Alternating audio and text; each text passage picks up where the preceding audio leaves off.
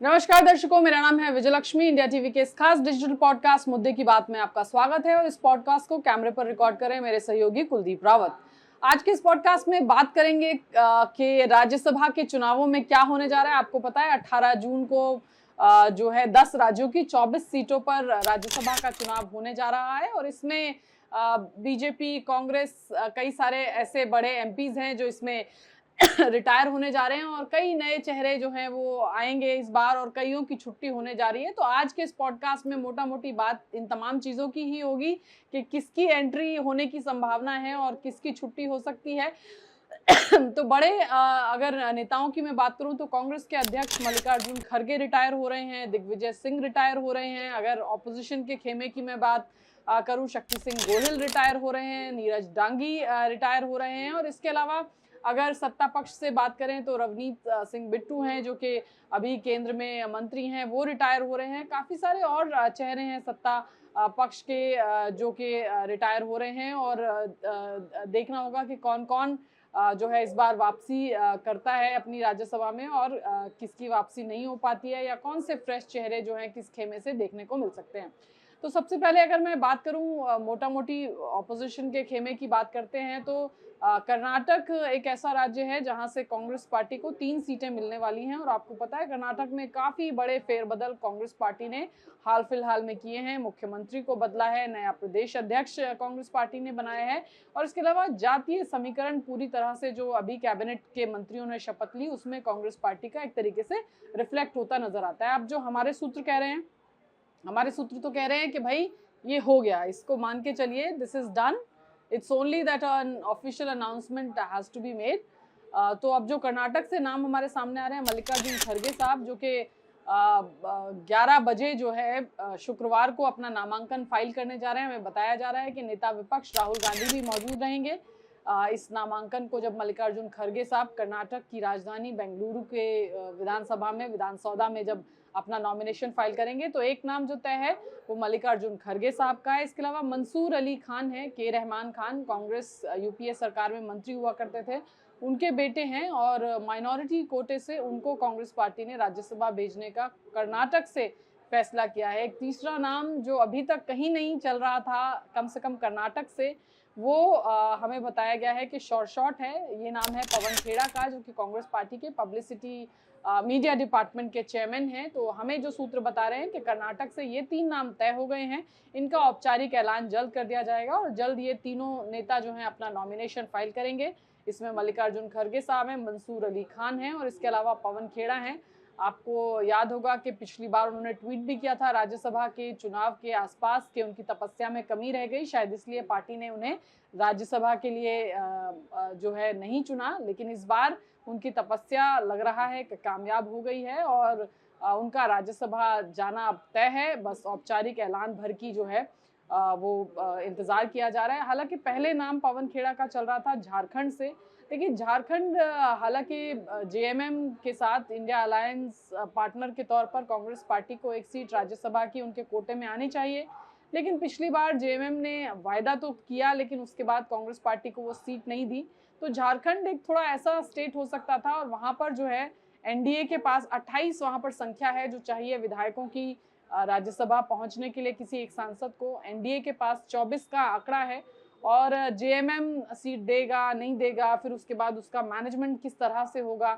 तो झारखंड में थोड़ा मामला जो है ऐसा माना जाता है कि थोड़ा गड़बड़ा सकता है या थोड़ा चैलेंजिंग होगा। पहले तो जेएमएम दे रहा है कि नहीं दे रहा है, फिर दूसरा जेएमएम देगा। अगर बीजेपी ने भी, एनडीए ने भी अपना उम्मीदवार उतारा तो कहीं क्रॉस वोटिंग हो गई या कुछ इस तरह की चीजें हो गई तो फिर कैंडिडेट का वहां से जीतना बड़ा मुश्किल हो जाएगा।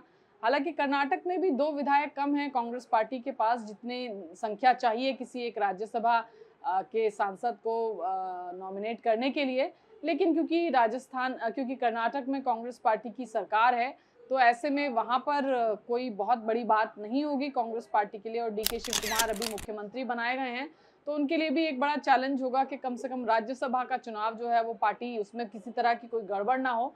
और डीके शिव कुमार तो जाने भी इसी चीज के लिए जाते हैं कि वो एक अच्छे मैनेजर हैं, वो एक अच्छे रिसोर्स को मैनेज करने वाले व्यक्ति हैं। तो ऐसे में कर्नाटक एक सेफ स्टेट है पवन खेड़ा के लिए, और कर्नाटक से उनका नाम फिलहाल तो हमारे सूत्र बता रहे हैं कि तय है और नामांकन जो है वो जल्द उनका दाखिल हो जाएगा। इसके अलावा कांग्रेस पार्टी की अगर हम बात करें तो मध्य प्रदेश की एक सीट है। हालांकि अब नाम चल रहे हैं कि किसी महिला नेत्री को कांग्रेस पार्टी मध्य प्रदेश से मनोनीत कर सकती है राज्यसभा के लिए।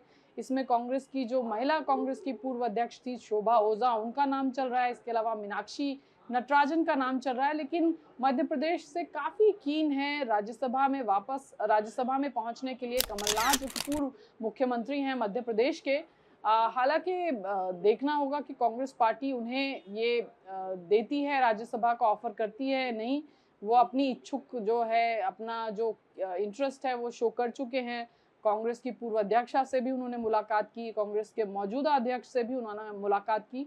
तो कुल मिलाकर के वो पूरा प्रयास कर रहे हैं कि पार्टी उन्हें राज्यसभा से भेज दे। लेकिन आपको पता ही है, एक प्रकरण हुआ था जिसमें इस तरह की अफवाहें और चर्चाएं चली थी कि कमलनाथ बीजेपी का रुख कर सकते हैं मध्य प्रदेश के चुनाव के वक्त। तो उसके बाद थोड़ा ऐसा जरूर हुआ कि क्या असहजता है कमलनाथ और कांग्रेस पार्टी के नेताओं के संबंधों में।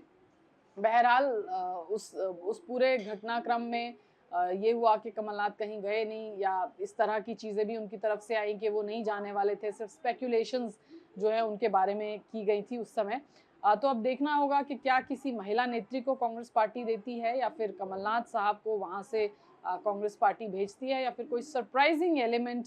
क्योंकि पहले इस तरह का आ रहा था जब दिग्विजय सिंह, जो कि मौजूदा वहाँ से राज्यसभा के सांसद हैं, उन्होंने जब वो सीट छोड़ी थी तो उन्होंने आला कमान से कहा था कि किसी दलित समाज के समुदाय के व्यक्ति को जो है पार्टी को नॉमिनेट करना चाहिए राज्यसभा के लिए मध्य प्रदेश से, और उन्होंने अपने आप को दौड़ से बाहर कर लिया था। हालांकि सूत्र बताते हैं कि राजनीति में कोई भी कभी भी दौड़ से बाहर नहीं होता है। तो देखना होगा कि किस तरह के डायनामिक्स जो हैं मध्य प्रदेश से रहते हैं। हालांकि मीनाक्षी नटराजन जो हैं उनको लेकर के भी कि वहाँ पे ग्रास रूट पे कैसे चीज़ें पैन आउट होती हैं, वो भी एक देखने वाली बात रहेगी। क्योंकि विधायकों का समर्थन जो है वो बहुत महत्वपूर्ण होता है, और पार्टी का इंटैक्ट रहना किसी भी राज्य में एक राज्यसभा चुनाव के लिए बेहद ज़रूरी होता है। राजस्थान से सूत्र बता रहे हैं कि नीरज डांगी, जो कि अभी मौजूदा सांसद हैं राजस्थान से, उनका वापस जाना जो है वो अभी ऐसा माना जा रहा है कि उनकी वापसी हो सकती है। हालांकि जितेंद्र सिंह, जो कि आसाम के इंचार्ज भी थे पहले, उनका नाम भी चल रहा है राजस्थान से कि उनको कांग्रेस पार्टी जो है वो क्या राज्यसभा के लिए नॉमिनेट करेगी राजस्थान से। लेकिन अभी नीरज डांगी, जो कि कांग्रेस के अध्यक्ष मल्लिकार्जुन खड़गे के भी करीबी माने जाते हैं, पूर्व मुख्यमंत्री जो हैं राजस्थान के अशोक गहलोत, उनके भी करीबी माने जाते हैं, डांगी समाज से आते हैं, दलित समाज जो डांगी समाज है उससे वो आते हैं। तो ऐसे में माना जा रहा है कि उनकी भी वापसी हो सकती है। एज अ पार्लियामेंटेरियन उनका जो कामकाज है वो भी काफ़ी अच्छा रहा। लेकिन अभी इसका औपचारिक ऐलान जो है देखना होगा कांग्रेस कब तक करेगी, क्योंकि 8 जून जो है वो लास्ट डेट है नॉमिनेशन के लिए, और 18 जून को जो है चुनाव होगा। इसके अलावा एक राज्य है तमिलनाडु। टीवी के जो नया अलायंस पार्टनर है कांग्रेस पार्टी का, दक्षिण भारत के राज्य तमिलनाडु में, वहाँ से ऐसा माना जा रहा है कि प्रवीण चक्रवर्ती, जिन्होंने एक बहुत अहम भूमिका भी निभाई कांग्रेस पार्टी और टीवीके के अलायंस की, और जब चुनाव से पहले भी जब कांग्रेस पार्टी डीएमके के साथ अलायंस में थी तो प्रवीण चक्रवर्ती लगातार उस गठबंधन की आलोचना करते रहे, और ऐसा बताया जाता है कि वो चुनाव से पहले भी चाहते थे कि पार्टी जो है वो टीवीके के साथ अलायंस करे, और बाद में जो कांग्रेस पार्टी ने अपना समर्थन देकर के टीवीके की सरकार बनाने में सहायता की, उसमें उनकी भूमिका अहम मानी जा रही है।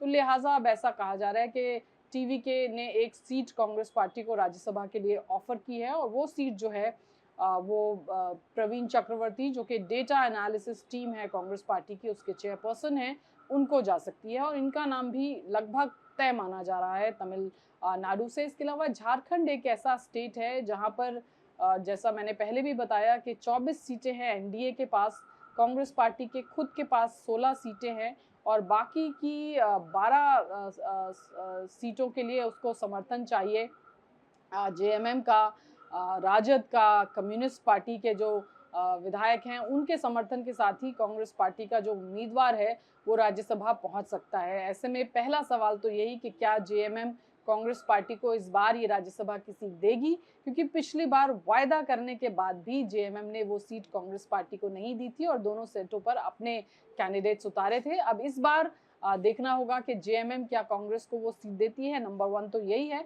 और दूसरा, क्या एनडीए की तरफ से किसी उम्मीदवार को उतारा जा सकता है। पीरामल नथवानी साहब का नाम वहां से जरूर चल रहा है कि वो भी वहां से चुनाव लड़ सकते हैं। अगर ऐसे में एनडीए की तरफ से एक तीसरा उम्मीदवार भी उतारा जाता है तो उनके पास 24 विधायक हैं, 4 और विधायकों की जरूरत है, 28 विधायकों की जरूरत होती है झारखंड में एक राज्यसभा सांसद को चुनने के लिए। लेकिन ऐसा बताया जा रहा है कि कांग्रेस पार्टी जो है किसी लोकल झारखंड के चेहरे पर ही विचार विमर्श कर रही है। इसमें एक नाम जो है कांग्रेस के पूर्व प्रदेश अध्यक्ष झारखंड के राजेश ठाकुर, उनका भी चल रहा है कि कांग्रेस किसी एक लोकल चेहरे को ही वहां से चुनाव में झारखंड से राज्यसभा के लिए उतारे। तो देखना होगा पहले तो कि जेएमएम वो सीट दे रही है नहीं दे रही है, और दूसरा क्या एनडीए भी वहां से किसी उम्मीदवार को उतारती है, क्योंकि अगर एनडीए ऐसा करती है तो फिर क्रॉस वोटिंग और बाकी तमाम चीजें जरूर वहां पर देखने को मिलेंगी। तो काफी दिलचस्प जो है ये राज्यसभा का चुनाव होगा इस बार। और कांग्रेस का मोटा मोटी कर्नाटक से तो हमें कहा जा रहा है कि नाम जो है बिल्कुल तय हो गए हैं, अब कोई संशय या शक व शुबा नहीं बचा है, या इन नामों में कोई परिवर्तन नहीं होगा। लेकिन बाकी राज्यों के नामों को लेकर के अभी जो है सिर्फ अटकलें या जो सूत्रों से हमें खबर मिल रही है वही हम बता रहे हैं। तो इंतजार करना होगा कांग्रेस की औपचारिक लिस्ट का भी हमें बाकी चीज़ों के लिए। लेकिन फिलहाल हमारे सूत्र ये ज़रूर बता रहे हैं कि कर्नाटक से ये 3 नाम जो हैं ये कांग्रेस पार्टी ने तय कर दिए हैं। आज के लिए बस इतना ही। आगे जैसे अपडेट होता रहेगा इस स्टोरी में आपको उस अपडेट से हम अवगत कराएंगे। आज के लिए इतना ही। धन्यवाद, आपने हमारा पॉडकास्ट देखा। Thank you.